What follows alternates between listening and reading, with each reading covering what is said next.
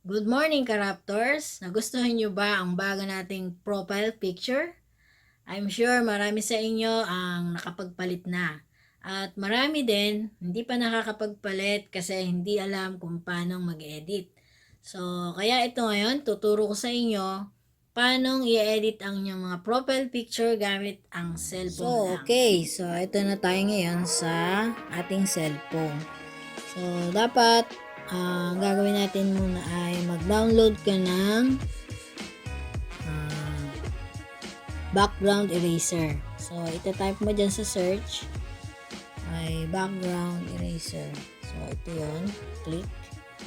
At dahil na-install ko na siya, nakalagay na dyan open. Pero kung first time mo pa lang siyang i-search, ang nakalagay dyan install. So, i-click mo lang yung install. And then, pag natapos na siyang ma-install, open. Okay? So, open mo na siya. Background eraser, ito yung gagamitin natin para ma-edit yung mga picture natin na gagamitin sa profile pic. So, halimbawa, itong kay Boyet. Ayan. So, ito lang yun dati. Pero dahil na-edit na siya, ayan. Dahil na-edit na siya, so, alisin natin yung background na yan. Para ma-crop. Kailangan iliit na liit muna natin yung picture. So, yan. Tapos, click done. So, ito na yun. Aalisin natin ngayon itong mga background niya. Okay? So, meron kang dalawang option. Automatic and manual. Okay? So, dahil malaki-laki pa naman itong background niya, pwede pa natin bawasan ng pwede pa natin itong i-automatic. Okay? Kasi itong automatic mas mabilis. Kung ang picture nyo ay plain lang na white or black, mas madali nyo ma-edit yung picture nyo. Hindi nyo na kailangan mag-manual. Pero dahil ito kasi medyo komplikado, maraming kulay, kaya try muna natin yung automatic. Okay? So, ayan. Pag kinlik mo lang siya doon, na kung saan na siyang nawawala lahat. Part by part. So, ayan. Itatapat mo lang yung cursor na bilog na yan sa part na gusto mong mabura. Ayan. Dahil hindi kasama yung color na wala, i-undo natin. Okay, ayan. So, na-undo naman siya. Pag namali ka. Ayan, undo ulit. Okay, yan. Di ba mas mabilis pag ma-automatic? Ingat-ingat lang din sa pagtapat. Ayan. Tsaka i-check nyo din yung iba nga yan, nawawala yung ayaw talaga. So, manual na lang natin yun. Yan. Pagka ganito, pwede na natin i-manual. Kasi konti na lang naman. And then, yung manual size, pwede nyo ilaki. Pwede nyo iliit. Depende sa gusto nyong laki. Tsaka yung tansyahin nyo yung papasok. Pero dahil marami-rami pa to, ilaki natin para mas mabilis. Yan. Tatapat nyo lang yung bilog na yan, yung circle, sa part na gusto nyo pang mabura. Dahan-dahan na lang kasi baka makuha yung mga hindi dapat makuha. Ay! Ito lang circle. Undo. Ay! Dahan-dahan na. Kaya po kayo sa mga sulok-sulok. So, masama ang mga hindi dapat masama. Ayun. Oops.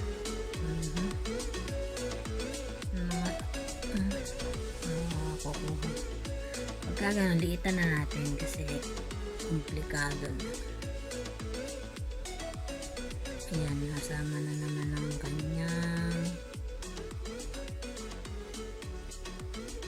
ayan, sa mga sulok-sulok, yun ang mahirap eh. Okay.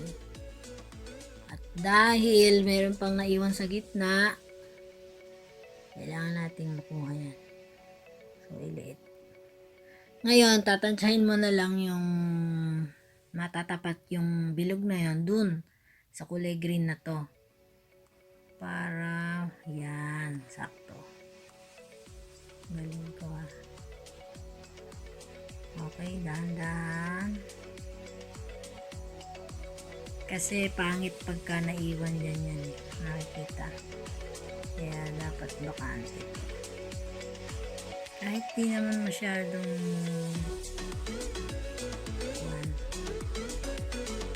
diretso. Kasi mayroon pa namang smooth to. Okay, meron pang ayun sa relo. Kailangan natin tapatan to.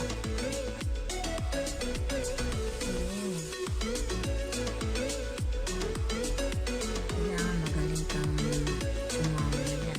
So, yan. Ayos na natin, di ba? Okay, so, pagkitaas na natin dyan, ay, nasama yung pants niya. Kaya mo na. Basta ingatan nyo na lang. So, done. Okay? Para ma-finalize yung mga gilid-gilid, so, pwede niyang i-adjust yung smooth niya para mas mapino or wala lahat ng gilid-gilid. Number 5. Tapos, save. So, pag may nagtanong, later na lang. Tapos, finish. Okay? Pag may lumabas na ganito, ads, i-close nyo lang, tayo nyo mag-0. At dahil medyo dark yung picture ni Boyet. Okay? So, i-X nyo lang yan.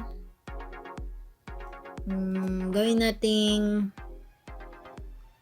medyo maputi. Ayan. So, bahala na kayo dyan. Ayan. Gusto nyo mawala yung mga tigya-tigyawat. Okay. Ayan. Kung gusto nyo pagandahin yung mga picture nyo, dito yun. Okay.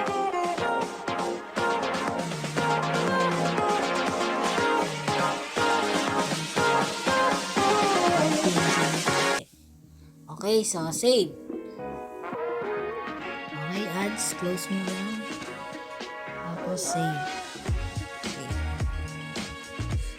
Close. Tapos done. Close. So, yun. Tapos, sunod yung gagawin ay mag-download kayo ng Pixel Lab. Ito yun. Pixel Lab Text and Pictures. So, dahil na-install ko na siya, ayan, open na yung nakalagay. Pero pag first time yung isa-search, install yung nakalagay po dyan. Okay? And then, open. So, unahin natin yung size ng image. So, click mo lang yung tatlong dot sa taas. And then, image size. Tapos, profile picture. Kasi, di ba, doon nga natin ito gagamitin. And then, delete muna natin ito. Ilagay mo sa basurahan. Tapos, open ka ng from gallery. Kunin mo yung blank template. For example, ang gagamitin natin ngayon, yung template ng Scorpion Raptors. Okay? Then, fit mo lang siya dyan sa size na nakalagay dyan.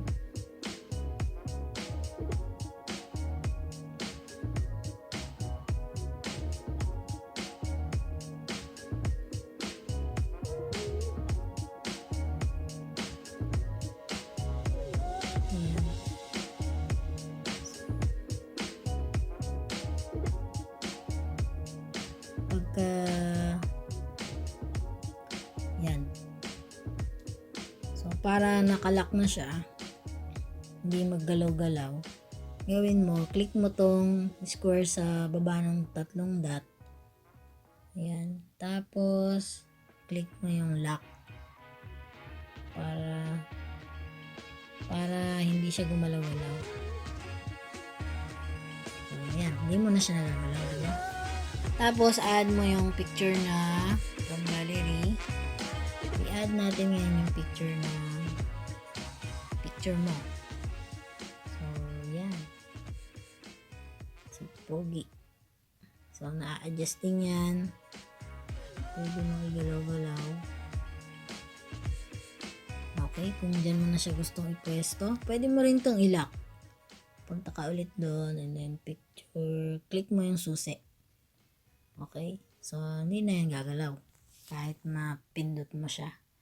And then, add ulit ng text. So, syempre, una nating lagay pangalan. Poet Dalugdog.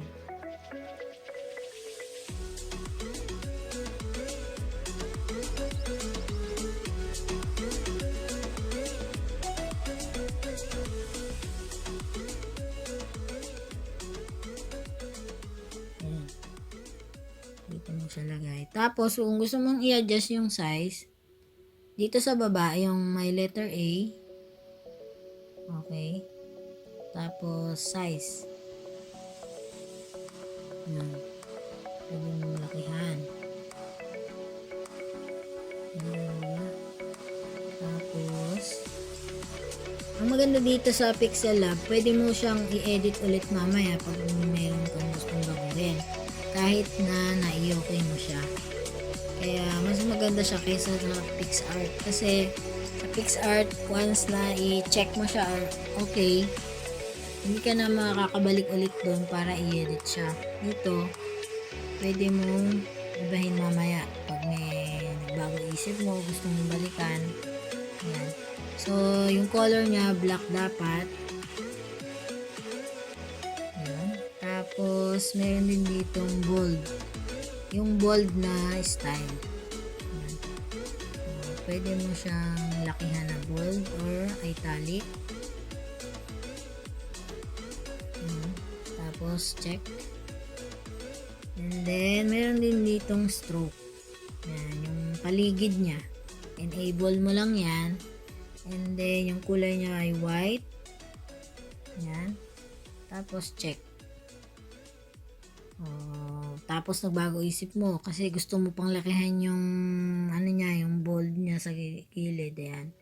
So, diba? Okay. And then, add ka ulit ng text para sa subgroup. I-double click mo lang yung new text na yun. Tapos, dito yung subgroup mo. Pero dahil tayo yung Raptors founder, yun yung lalagay. Raptors founder. Ayan. Tapos, baba mo lang siya. Press. Tapos, size. Size ulit. Mas nadadalian ko rito sa Pixel kaysa sa PixArt. Palitan natin yung kulay dahil black na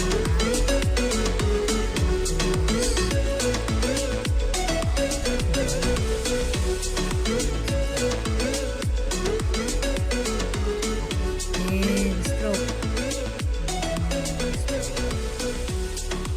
Mas kita siya white. Then, add ulit ng location. Double click. And then, kung ang location nyo ay Hong Kong, Malaysia, or Manila, so yun yung nilalagay nyo dyan.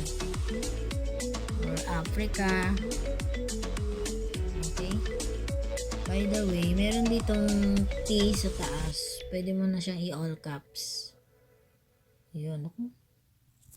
Nagbago pati yung umpisa.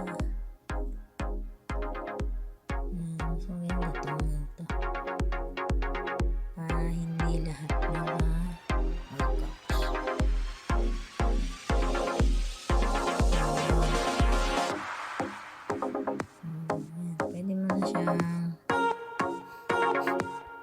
size.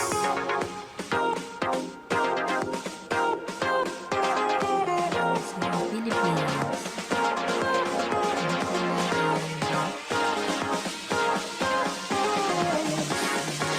Stroke ulit.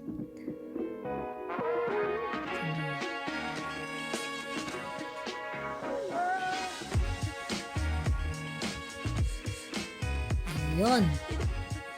Diba? Beautiful.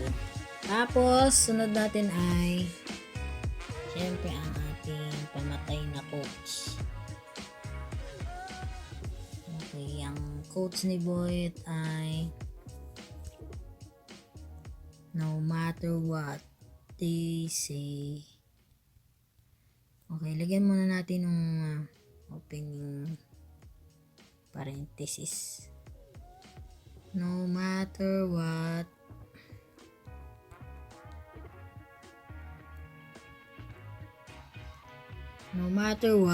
other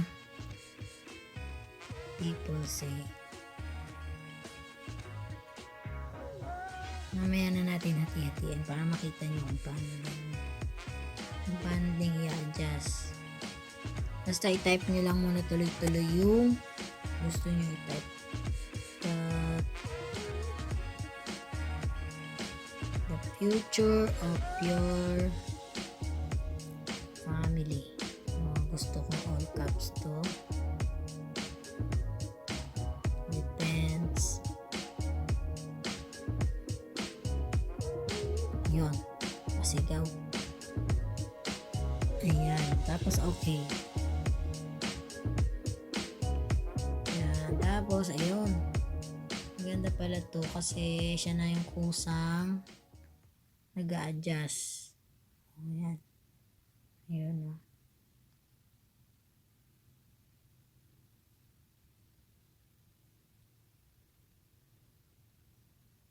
ha? Masyadong dikit. Ayan. Yan, bahala na kayo. Kasi depende sa haba ng mga quotes nyo. Yan. Diba?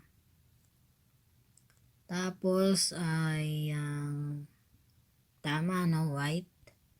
Tapos color i-bold natin. Tapos italic. And then stroke. Enable. And then black. So, yung stroke, pwede ninyong i-adjust yan. Yun. O, diba? Tapos, meron din dito mga shadow.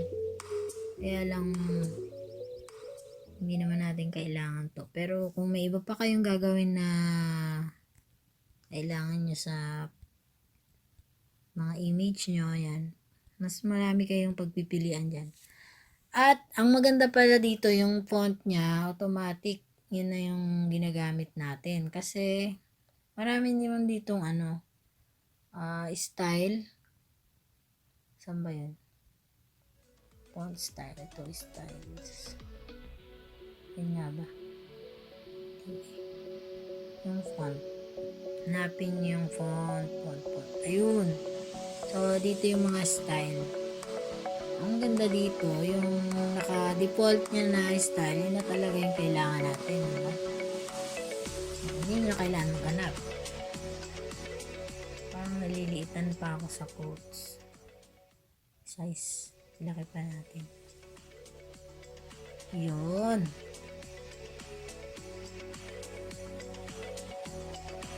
O, diba? So, yan. Meron ka ng profile picture. Ang next na lang natin ay save. So, ito nasa taas. Click mo yan. Save as image. And then, save to gallery. I overpaid for my shopping again. I found another store selling it at half the price. So, ito na yan. Nakita mo na yan sa gallery.